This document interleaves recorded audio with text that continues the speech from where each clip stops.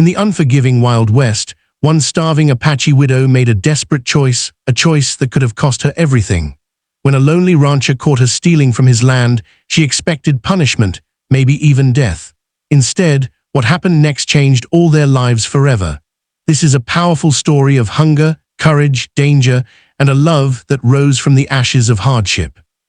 Before we dive in, make sure you subscribe to the channel, share this video, drop your thoughts in the comments, and let's get started with this incredible story.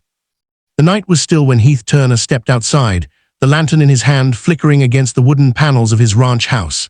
He had heard something, soft footsteps, hurried and uneven, coming from his storage shed. At first, he thought it might be a coyote or a stray dog, but as he approached, he saw the outline of a human figure crouched in the shadows. His jaw tightened. Thieves were common along the frontier, and he'd chased off more than a few men desperate enough to steal. But as he raised the lantern higher, the figure froze and slowly lifted its head. Heath stopped, stunned. It wasn't a man. It was a woman, thin, exhausted, her dress torn and dusty as if she had walked for miles. She looked barely strong enough to stand, yet her posture carried the fierce protectiveness of someone fighting for something greater than herself. Her hands trembled as she held a torn cloth sack, and her eyes reflected both fear and defiance. For a moment, neither spoke. Only the soft rustling of dry grass and the distant howl of coyotes filled the silence between them. When Heath finally found his voice, it came out firmer than he intended. "Put the sack down." The woman flinched, lowering her gaze before gently placing the sack on the ground. She raised her hands slowly, as if afraid he might shoot. "Please," she whispered. "I didn't come to cause trouble. I just wanted a little flour." Heath stared at her, trying to understand. Something about her didn't match the ruthless thieves he'd encountered before. There was too much desperation in her voice, too much fear, too much truth. Took a step closer, the lantern casting a warm glow over her face. That's when he noticed her cheekbones sharp with hunger, her lips cracked, her breath unsteady. "Why are you stealing?" he asked quietly. The woman swallowed hard, then whispered words that cut sharper than any blade. "My kids are hungry." Heath felt his chest tighten. He had expected anger, excuses, maybe lies, but not this. She looked ready to collapse, and for a moment, he almost forgot the sack at her feet entirely. "What's your name?" he asked after a moment. "Naomi," she replied softly. "Naomi Greyhawk." Her voice shook, but she held her ground. She pointed toward the distant tree line. "My children are waiting in a small hut by the river. They haven't eaten since yesterday morning." Heath exhaled slowly. He remembered hearing rumors in town about an Apache widow trying to raise 2 kids alone. Some said she was trouble. Others said she was only trying to survive.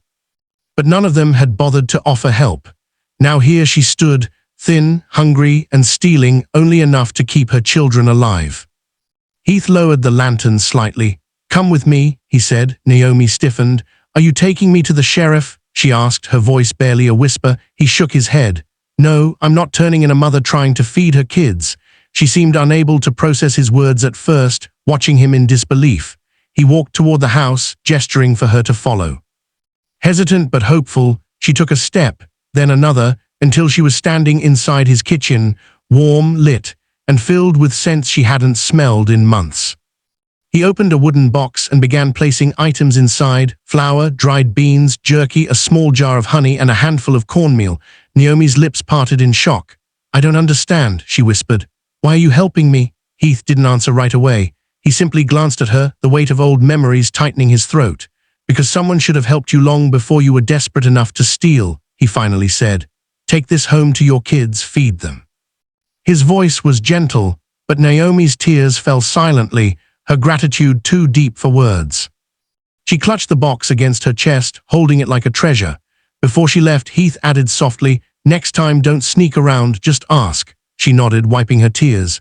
"I didn't think anyone would listen," she said. Heath didn't reply, but as she disappeared into the darkness, he stood at the doorway longer than he meant to. Something about her, her desperation, her strength, her dignity even in hardship, stayed with him. Long after she was gone, he found himself staring across the open plains, wondering about the 2 hungry children waiting for her. The next morning, before the sun fully rose, Naomi returned, this time with her children walking quietly beside her, a little girl with big, curious eyes, and a small boy clinging to his mother's hand. They looked shy but hopeful, their faces still pale from hunger but cleaner, as if Naomi had tried to present them with dignity. Heath stepped out of the barn, surprised to see them. Lily and Jacob stared at him as if unsure whether to fear him or trust him.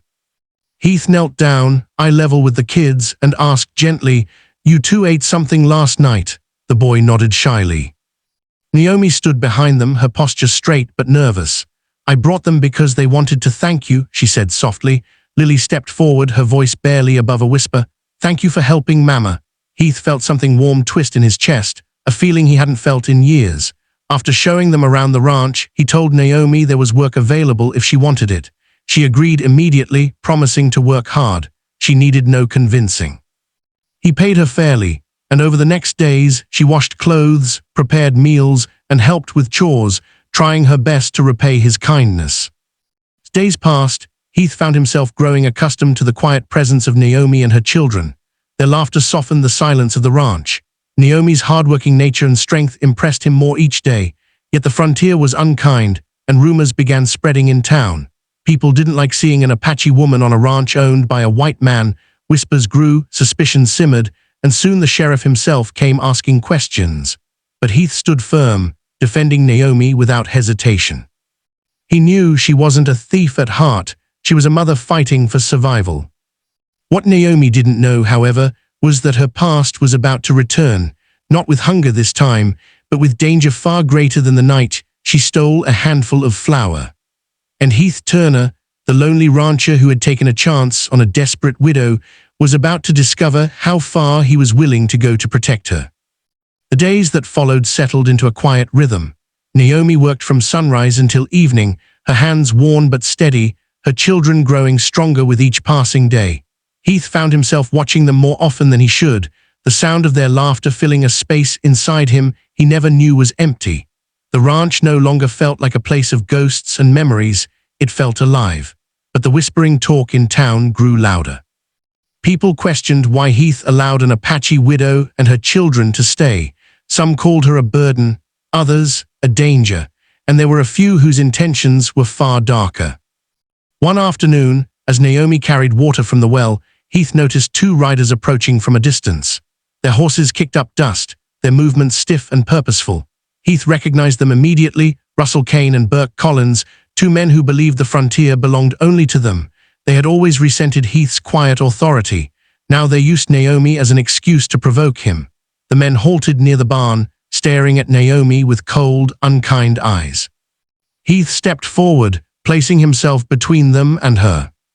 Russell spit into the dirt. "Word is you're feeding criminals now, Turner." Heath's jaw tightened. "She's not a criminal," Burke snorted. "She stole from you, didn't she? People like her don't change." Naomi flinched but stayed silent. Heath felt anger rising in his chest, a controlled, simmering heat. "She stole because her kids were starving," he said firmly, "and if you have a problem with that, you can take it elsewhere." The men exchanged glances, surprised by his tone. Russell leaned forward in the saddle. "Careful, Turner, you're choosing the wrong side." Heath stepped closer, eyes hard. "This is my land, I'll choose what's right." Burke's smirk faded. They turned their horses around, but not before Russell muttered, "We'll be back." The threat hung in the air long after they disappeared over the ridge. Naomi looked at Heath with worry. "You didn't have to protect me," she whispered. Heath shook his head. "I did, and I'll keep doing it." In that moment, something shifted between them, something unspoken, something fragile but undeniably real. That evening, Naomi cooked a warm stew for the children and invited Heath to join them. The soft glow of lamplight filled the small kitchen, and for the first time in years, Heath sat at a table surrounded by the warmth of family. Lily spoke about her lessons with the horses, Jacob giggled over spilled broth, and Naomi watched it all with quiet joy. Heath found himself smiling, a rare, genuine smile that Naomi noticed instantly. When the children went to sleep, she lingered by the doorway, unsure whether to leave or stay. He stood near the window, the moonlight outlining his strong silhouette. Naomi approached slowly. "Thank you," she murmured, "for defending us, for giving us a place here." Heath turned, his gaze softening. "You don't need to thank me. You've done more for this ranch than you know." She hesitated, her voice trembling. "I thought kindness like yours didn't exist anymore." Heath swallowed hard. "I thought the same about hope until you came." Her breath caught. For a moment, their eyes locked, filled with things neither dared say aloud. The ranch found calm for several days, but trouble returned one night when Heath heard hooves pounding across his land. He grabbed his rifle and rushed outside. Russell and Burke had come back, but not alone. 3 more men rode with them, circling the barn like wolves. Naomi rushed out, fear gripping her chest. Heath pushed her behind him, shielding her. Russell called out, "Turner, hand over the woman. She doesn't belong here." Heath raised his rifle. "You're not taking her anywhere." The standoff intensified, the tension sharp as the whip of a lasso. Then Lily and Jacob rushed from the house, clutching Naomi's dress. Seeing the children made the intruders laugh cruelly. "Look at that," Burke mocked. "Little savages." Naomi trembled with rage and fear, but Heath's voice cut through the night like steel.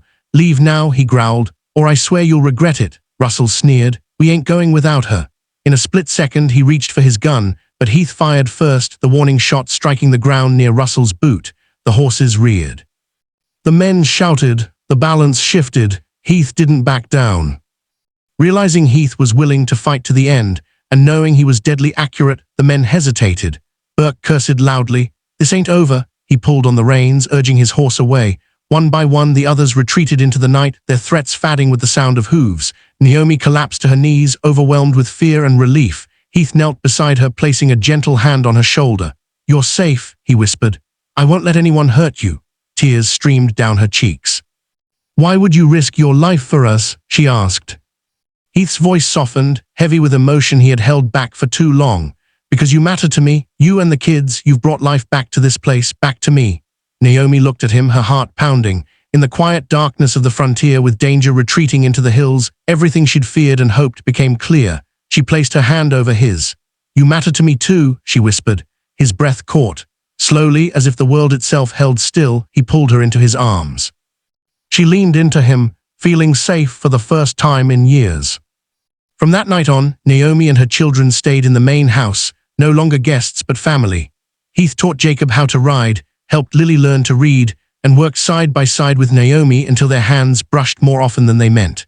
Their closeness grew naturally, blossoming into a love neither expected but both needed more than they realized. Months later, on a warm afternoon, Heath built a small porch swing overlooking the open plains. As they sat together, Naomi resting her head on his shoulder, Heath finally found the courage to speak the words he had been holding inside. "I want you here always," he said quietly, "not as a worker, not as a guest here, but as the woman I love." Naomi's eyes filled with tears. "And I love you," she whispered, "more than I ever thought I could again." The children ran across the yard, laughing in the sunlight, their voices echoing with the promise of a new beginning. The frontier, once harsh and lonely for them both, had become a place of hope. Naomi, once a starving widow, and Heath Turner, once a broken rancher, had found not only safety, but a home, a family, and a love strong enough to survive the Wild West itself.